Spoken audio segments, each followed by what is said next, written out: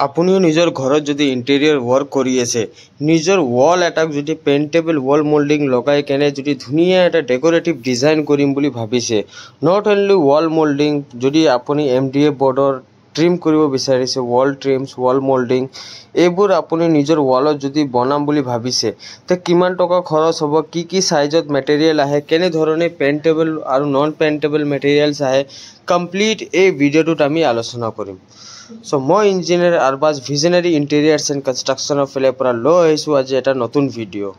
So বেছি দেৰি নকৰোঁ, আহক আৰম্ভ কৰোঁ। ভিডিঅ'টোত চাই আছে আপুনি যে এইটো এটা ৱাল দেখাই আছোঁ মই। এই ৱালটোত আমি ফাৰ্ষ্ট আমি ইয়াত HDHMR বৰ্ড বা MDF বৰ্ডৰ পেনেলিং কৰিছোঁ। তাৰপিছত ইয়াত MDF বৰ্ডৰ টুকুৰা একদম কাটি ৰেক্টেংগল পেটাৰ্ণত এটা ৱাল ট্ৰিম কৰিছোঁ। আৰু লেফ্ট হেণ্ড সাইডে ৱালছ যোনটো চাব পাৰে HDHMR বৰ্ড বা MDF বৰ্ড লগাই পেইণ্টেবল ৱাল মোল্ডিংছ লগাইছোঁ। এই পেইণ্টেবল ৱাল মোল্ডিংছ বহুত ডিফাৰেণ্ট সাইজত আহে। আপোনাৰ 17 mm পৰা লৈ আপুনি 38, 54 mm লৈ আপুনি পাই যাব।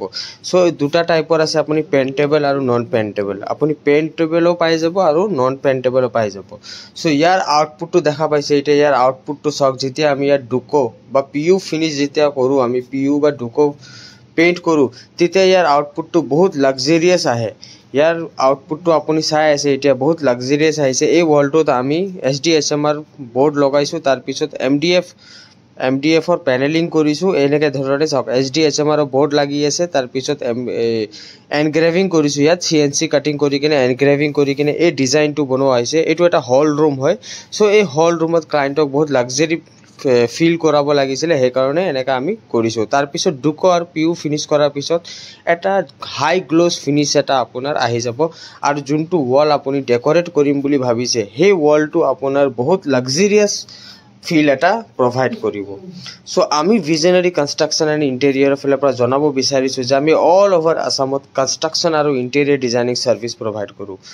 সো যদি আপুনি আমাৰ পৰা ইণ্টেৰিয়ৰ বা কনষ্ট্ৰাকশ্যন ছাৰ্ভিচ ল'ব বিচাৰিছে, লাইক মডুলাৰ কিচেন, ফল চিলিং, ৱাল মোল্ডিংছ, তাৰপিছত আপোনাৰ UPVC উইণ্ড', এলুমিনিয়াম উইণ্ড', তাৰপিছত ড'ৰ পেনেলিং, মডাৰ্ণ মন্দিৰ, যি বেড, আপুনি যিকোনো ফাৰ্নিচাৰ বনাব বিচাৰিছে, বা ৱাল মোল্ডিংছ বা ৱাল পেটাৰ্ণ, ৱাল ট্ৰিমছ যদি কৰিব বিচাৰিছে, তো তলত দুটা নাম্বাৰ দিয়া আছে, তাতে আপুনি যোগাযোগ কৰিব পাৰিব।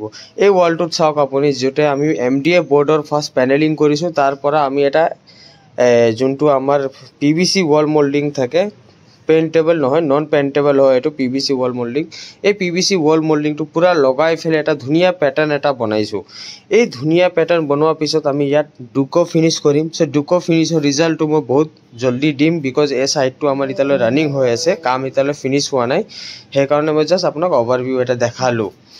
সো যদি আপুনি আমাৰ পৰা এনেকৈ কনষ্ট্ৰাকশ্যন বা ইণ্টেৰিয়ৰ ডিজাইনিং ছাৰ্ভিচ ল'ব বিচাৰিছে, বা এষ্টিমেটৰ কিবা কুৱেৰিজ আছে, তো আমাক তলত দুটা নাম্বাৰ দিয়া আছে, তাতে যোগাযোগ কৰিব পাৰিব। আৰু যদি মোৰ নাম্বাৰ যদি আপোনাৰ অফ আহি আছে, তে আপুনি মোক এটা হোৱাটছএপত মেছেজ এটা কৰিব পাৰিব।